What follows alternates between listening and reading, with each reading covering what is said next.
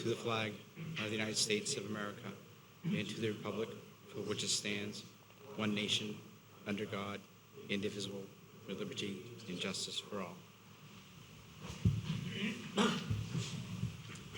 Thank you, committee members. I'd also like to welcome tonight Steve Fournier, the town administrator, and Mr. John Radigan, the town attorney, to our meeting, who are going to be covering some orientation for the new members. Before we do that, I'd also like to welcome, we have the full committee here, and so to start off with, I think it makes sense for us to do a quick round of introductions. So if you wouldn't mind just giving your name and just a quick bit about yourself.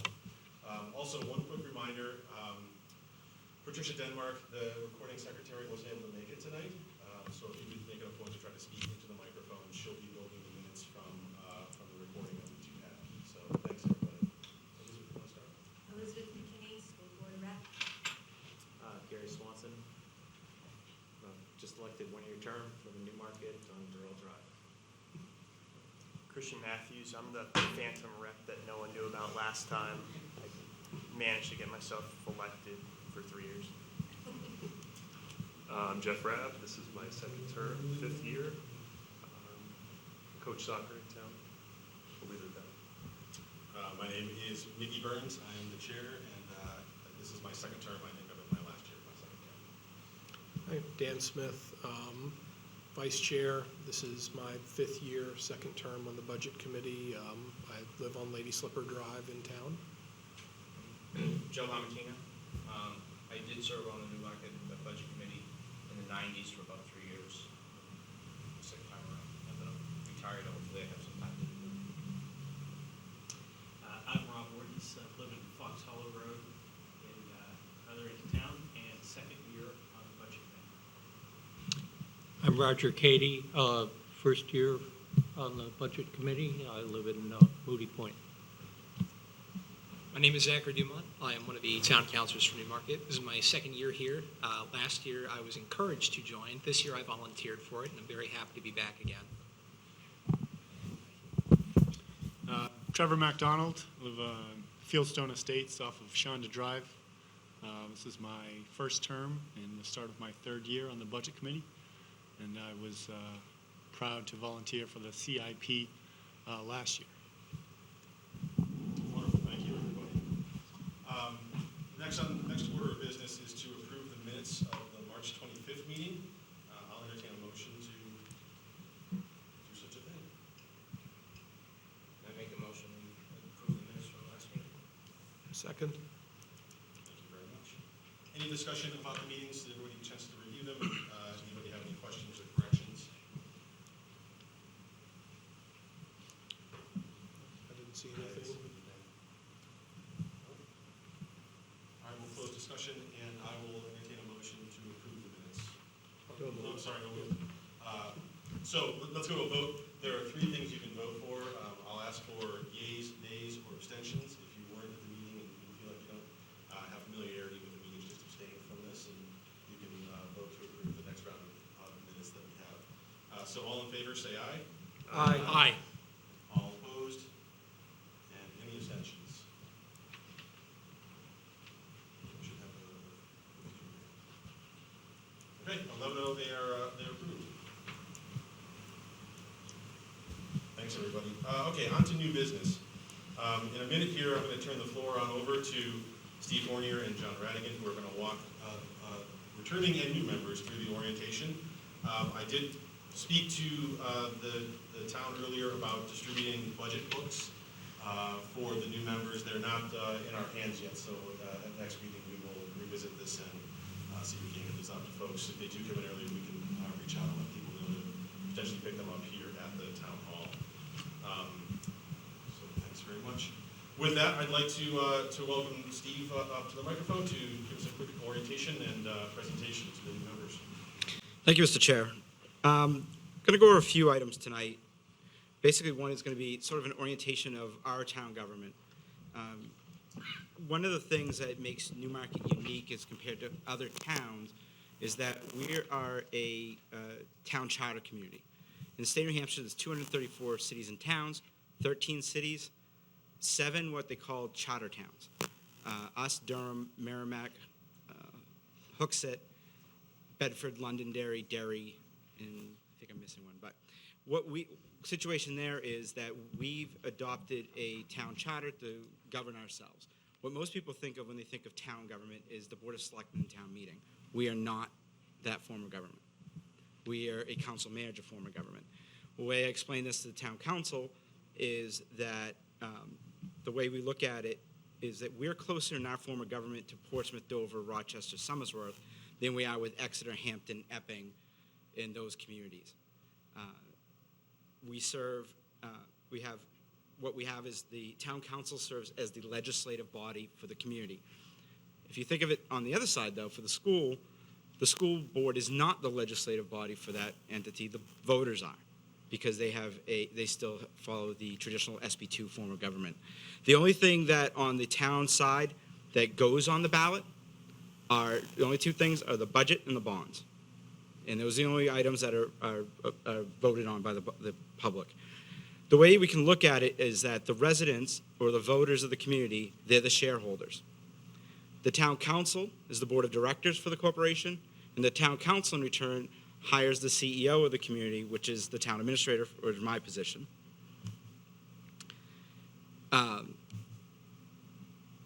One of the things that is, what's the role of the budget committee? Well, by statute, the budget committee is actually a subcommittee of the town meeting. And their role is to review and recommend a budget for the annual meeting. That's it. No other duties, just review and recommend a budget for the annual meeting. By charter, we will review periodically where our expenditures are with the budget committee, but that's only duty of the budget committee. There's no involvement in the day-to-day operations of the town. There's no involvement of setting policy for the town. It's just reviewing the budget and making a recommendation to the voters. The budget procedure in Newmarket is as follows. In August, I ask department heads to begin working on their annual budget. They submit their annual budget to me in September. By law, I have to submit a budget to the town council by October 15th. The town council then starts beginning the review of their budget shortly after, and they must submit to the budget committee by November 15th an operating budget. And then the budget committee must review and make recommendations prior to the end of December. And then it goes to a public hearing, and then it goes ultimately on the ballot. So really, one of the other big parts of that is that the budget committee, and this happens on a lot of communities, that the budget committee will go start working in reviewing the budget, and they'll make a change, and they'll reduce something. Well, the budget committee only has authority over the bottom line of the budget. They do not have the authority over each line item. So there could be a reduction made, but it's ultimately the decision of the town council of where those reductions are made.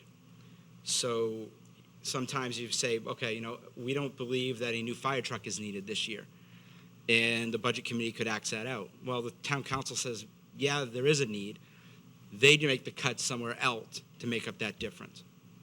So understand that the budget committee only has the bottom line figure in our situation is the $12 million. Any questions right now on the form or duties of the budget committee? Dan.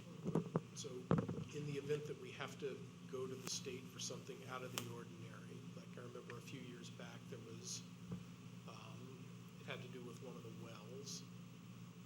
I remember that came to us kind of out of cycle. Right. We would have, if anytime we need to appropriate or raise additional funds or request permission, we do have to have that reviewed by the municipal budget committee. So that is the other situation. It's very rare. I've been involved in municipal government for 20 years, and I've done it twice. So. Are you going to talk about the school budget next, or is the rules the same for the school budget? Well, actually, the school budget is different. I do not know all the school laws. So if John, are you familiar with any of the? But they present a budget, we can change the bottom line of the school budget. Same deal there. You can't change, you can change, usually the budget committee say, like I said, they'll recommend making a reduction, but it's ultimately the school board's decision on where that reduction is made. The other role of the budget committee is to recommend or not recommend, in our situation, the passage of bonds, or in the school situation, other warrant articles that raise funds. And those are the only situations, anytime there's an appropriation. Is the timetable the same for school? It is not. Schools actually push back a little further.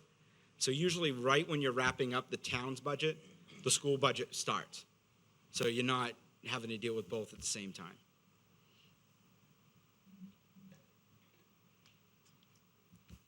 The other portion of that is that by charter that we have to make a recommendation to the town council of a capital improvement program, as Councilor Dumont mentioned.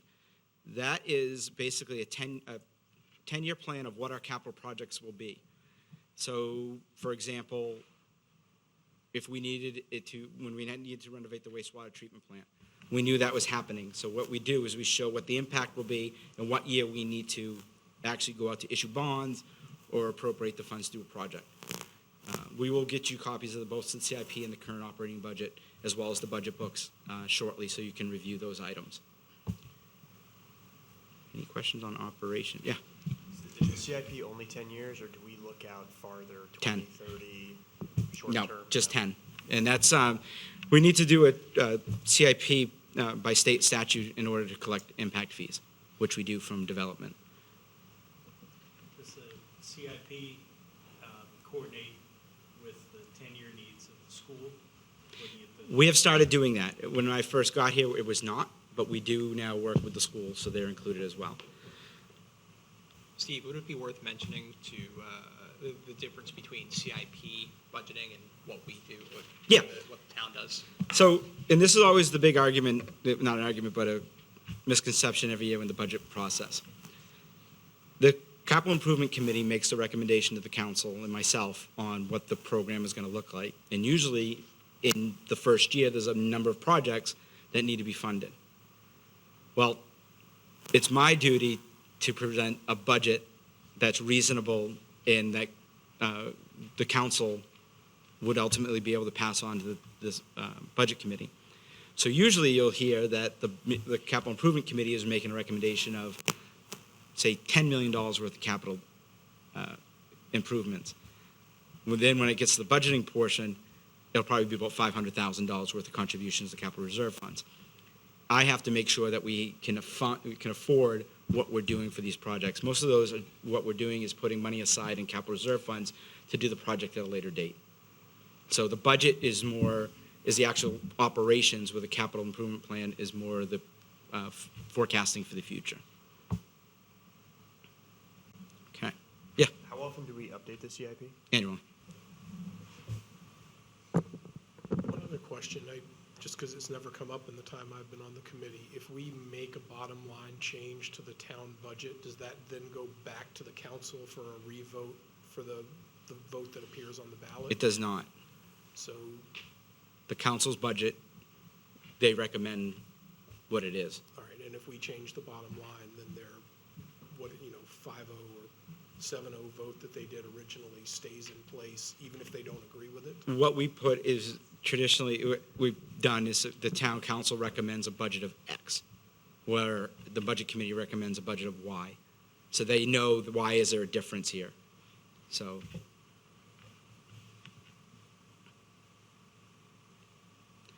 Okay, the next item, which is what we sort of were hinting at before the meeting, and probably the most critical portion of serving on any public board.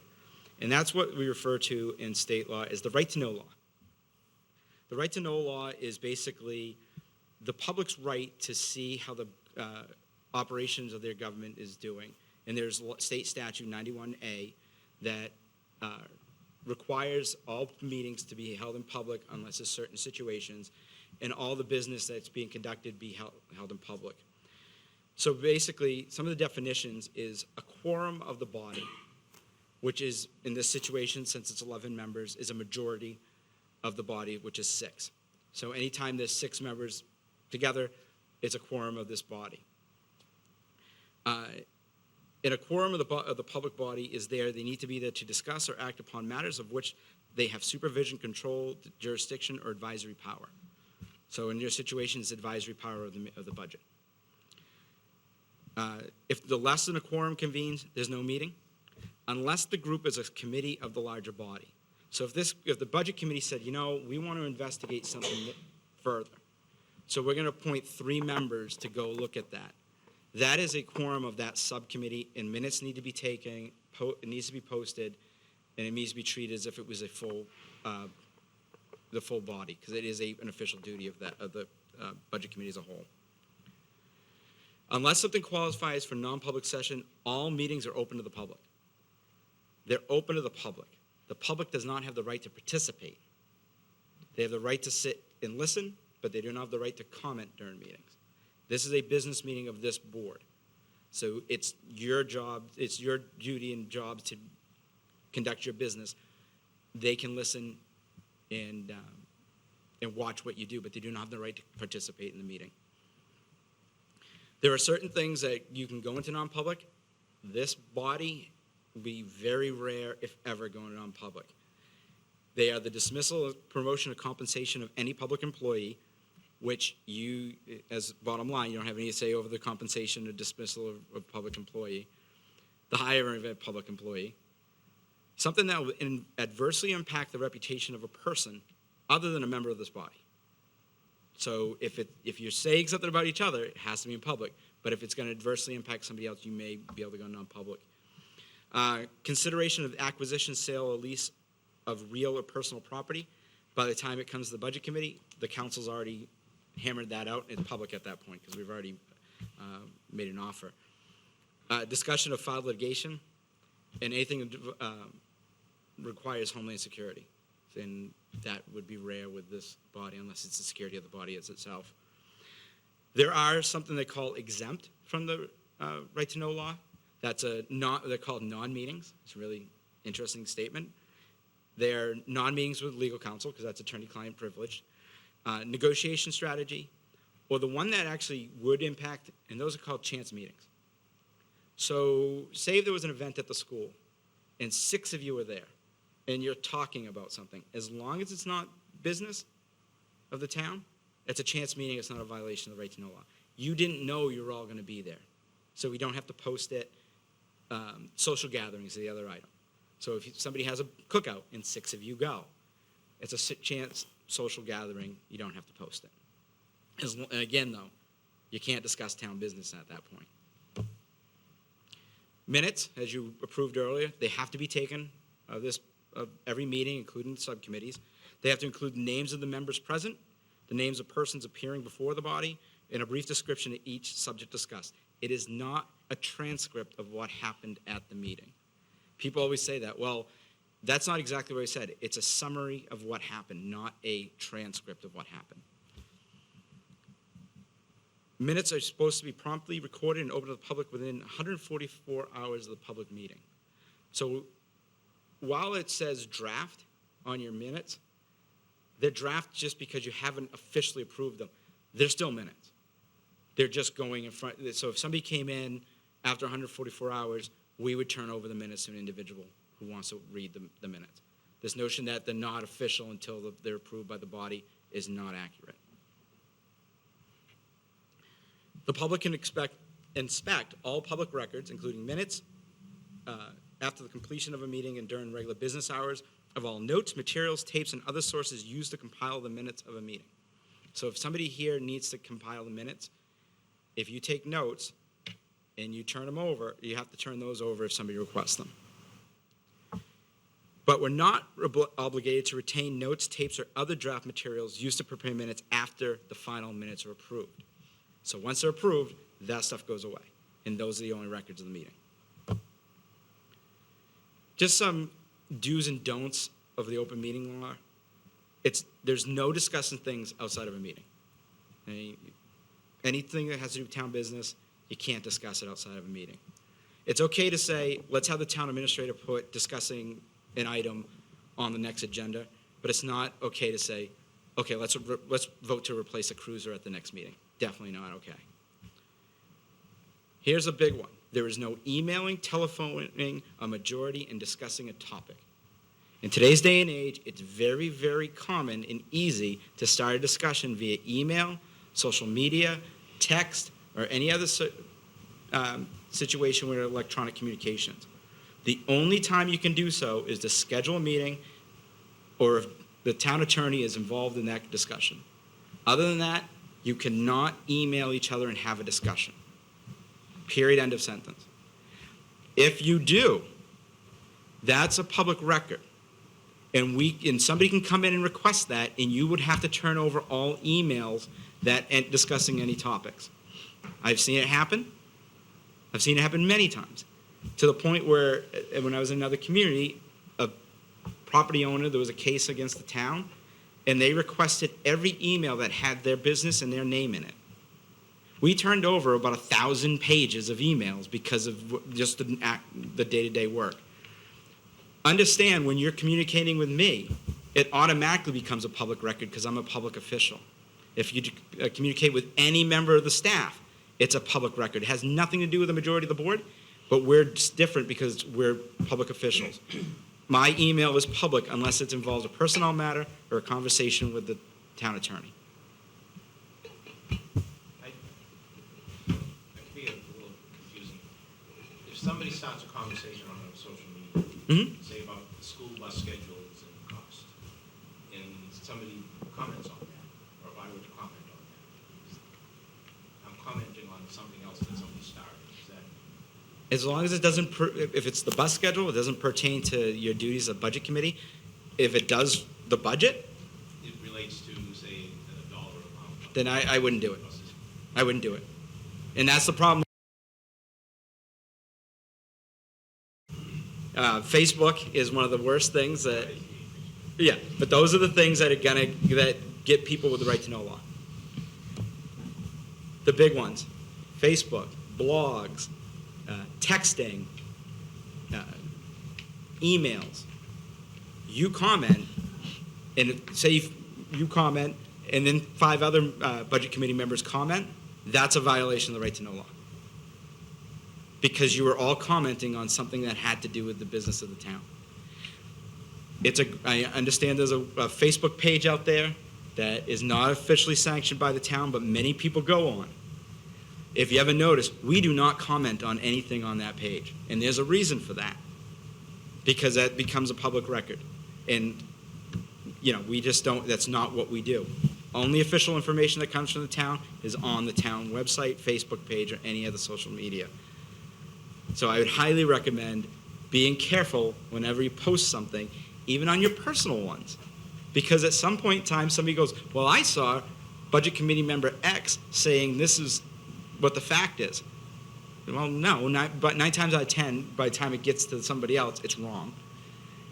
And it's just something very easily to be misconstrued and close to violation of the right to know law. So in this situation, social media and electronic communications is not your friend.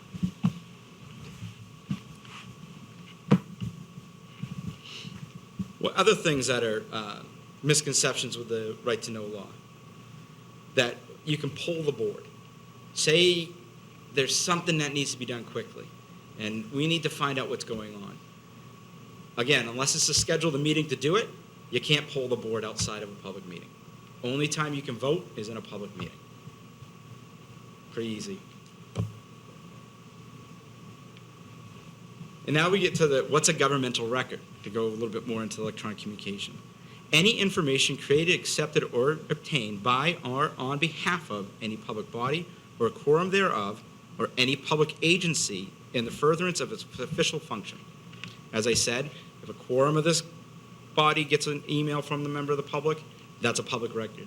If I get an email from a member of the public, that's a public record as an agency.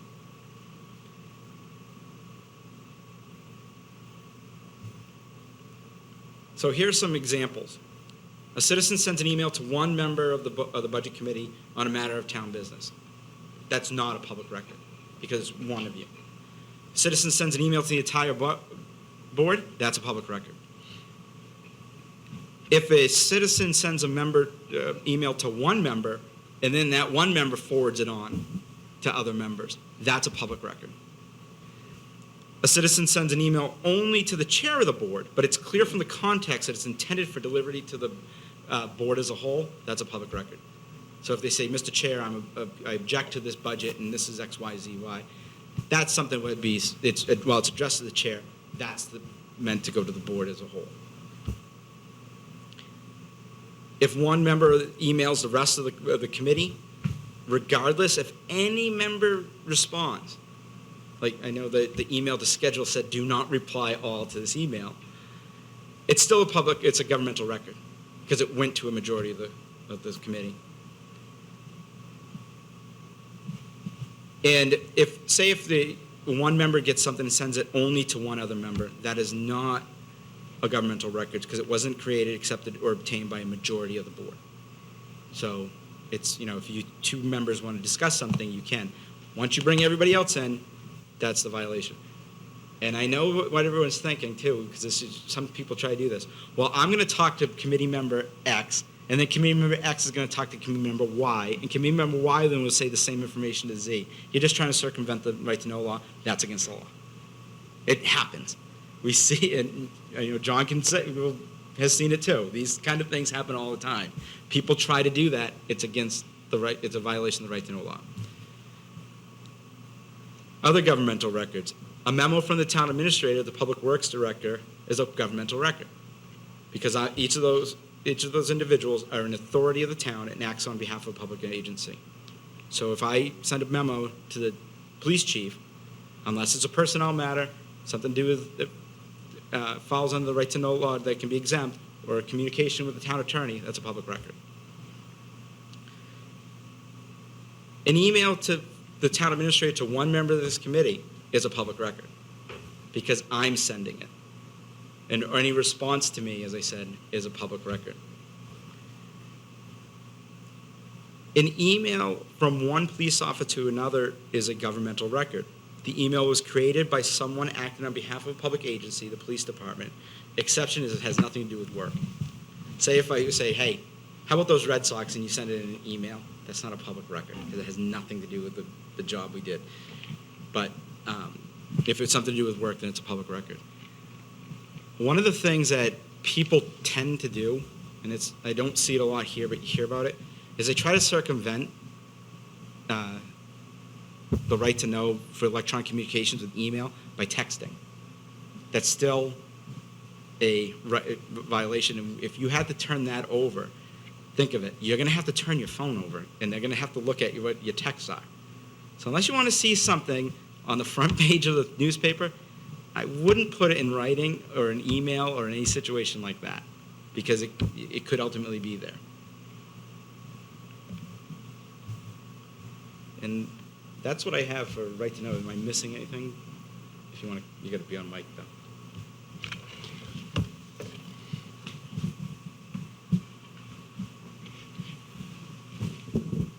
Good evening, John Radigan. No, I don't think you're missing anything. If I had to summarize all the, warnings that Steve gave about the right to know law, the easy way to understand it and to reassure the public is that the public expects the people's business to be done during a public meeting. And that's really the underlying theory. That's why the legislature has gone out and regulated the conduct of governing bodies and people who serve in elected and appointed positions in the way that they have.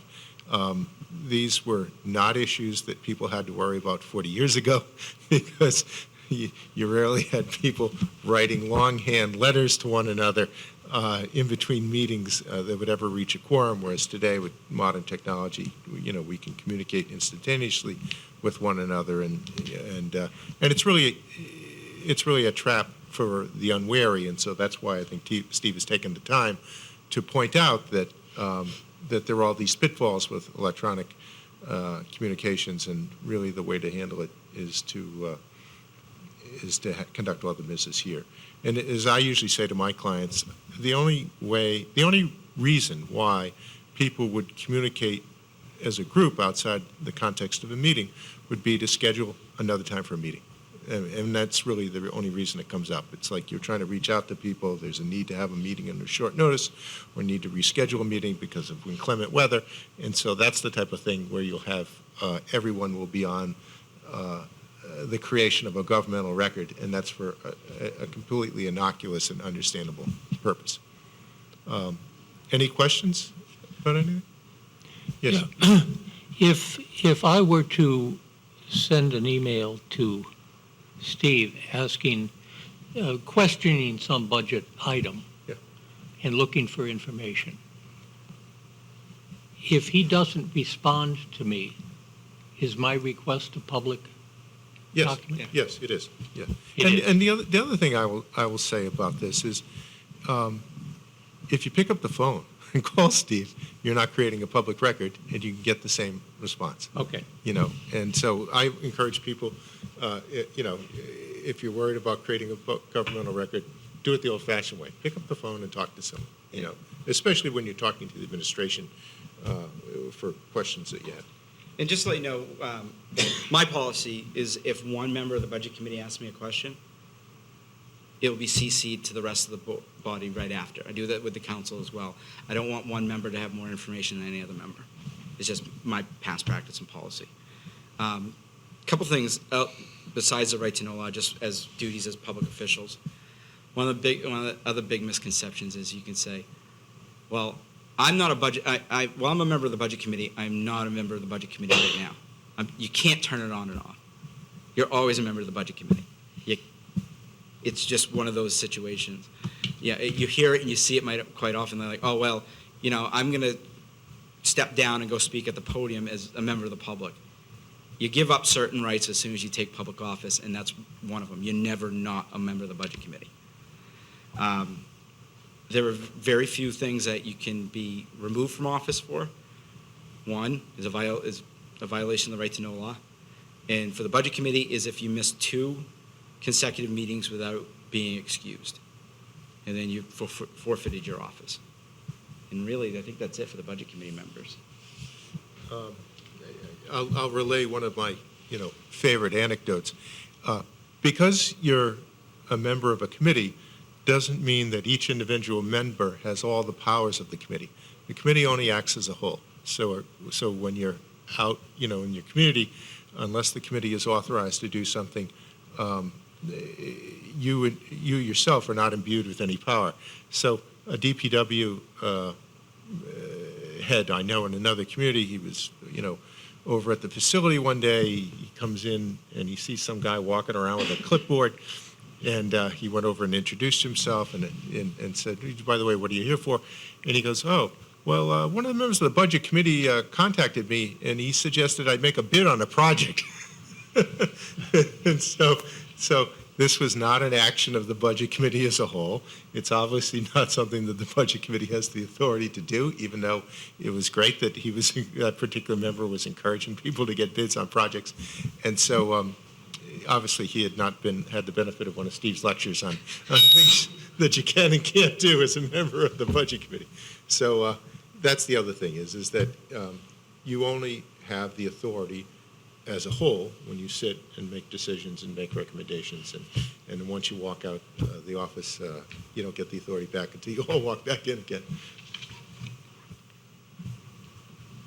Sounds like, thank you very much. Yeah, no problem. Mr. Pointer and Mr. Redding for the presentation.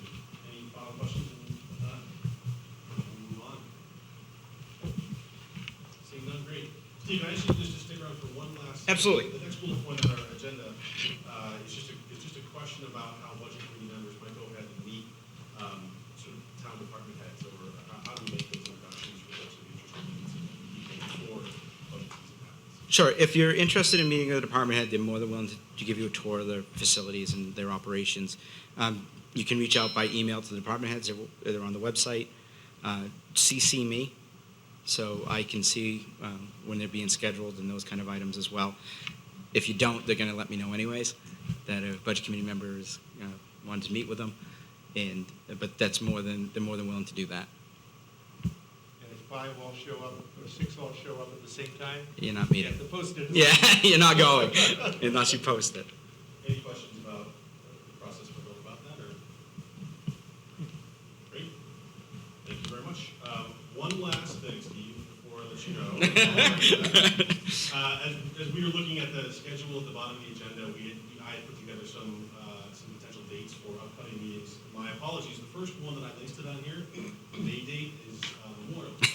So that's not going to work for anybody. I wondered, Steve, if it's possible to move it up a week and go on May 20th, not May 27th, it's listed here. Is that, if not, I can check it. Let me double check. And let everybody know. Because we won't be able to get into, I won't be able to focus on the ordinary. I'm not going to ask you guys to meet because I won't be on that night. And typically, the budget committee doesn't meet in the summer either, so like June, July, you may meet in late August to get year-end figures, but it's not June, July, the budget committee doesn't meet. That's a perfect segue into our next Yeah. topic. But thank you very much, gentlemen, for No problem. speaking to us. Really appreciate your time. Good night, nice to see you. Like we just were talking about, the only last piece of business that we have on the agenda is just sort of talking about the meetings upcoming schedule. So I will get back to everybody about a May meeting. The 27th is not correct on your agenda. That is, like you said, Memorial Day. University will have to talk about how we're looking for the 20th to see if that is a date that is a potential to meet here. And we're sort of ready to talk about that. Yes. Excuse me, I will not be here until the 22nd. I'm gone. Okay. So, If you do end up, we'll obviously know. yeah. In terms of the meeting, so I had suggested that we would not have a meeting in June, July, or August. I think maybe we should talk a little about that August meeting. It would give us a chance to take a look at how we are trending through the budget for the year. Anybody have strong opinions about whether we should or should not have a meeting in August? I know that the CIP usually starts talking at the end of August, so to at least have somebody representing, or two members representing the budget committee, having those voted on, hopefully at the next meeting, or not, and then in August. So I would say we should have a meeting. Unless, let's make that an agenda item for our next meeting, which would be choosing a CIP rep for the budget committee.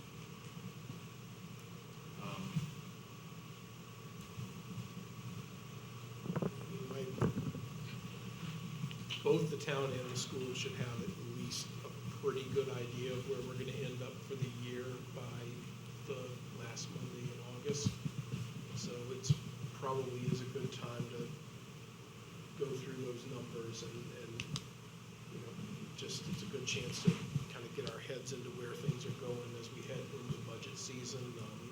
It's been my observation in the past that they won't have the final numbers that get submitted to DOR, but it'll be pretty darn close at that point. So that last Monday in August, August 26th, I was looking at it, and it sounds like we have a projection to make that our summertime meeting at 7 p.m. here in Chambers. Anybody feel strongly that's not the right approach? Great, well, let's make it official. I will confirm our date in May. It may be May 20th, we may not meet in May based on schedules. We will definitely meet August 26th at 7 p.m. And I think one of the items on will be the CIP rep decision that we make. So we'll be looking for someone to join the CIP attend the meetings and report back to the budget committee with updates on how that's all going. Thanks for the reminder, Trevor. Any other new business? Another scheduling question.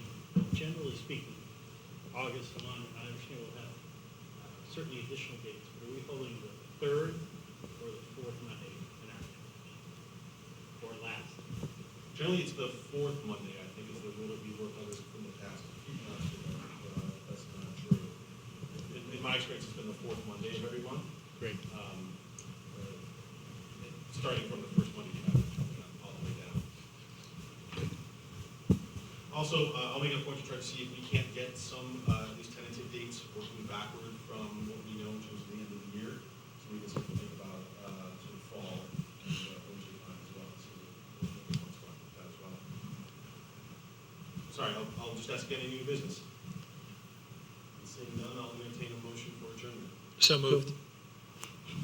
We'll do that one to Mr. Gagnon. I will second. Exactly, is the second. All in favor, say aye. Aye. Aye.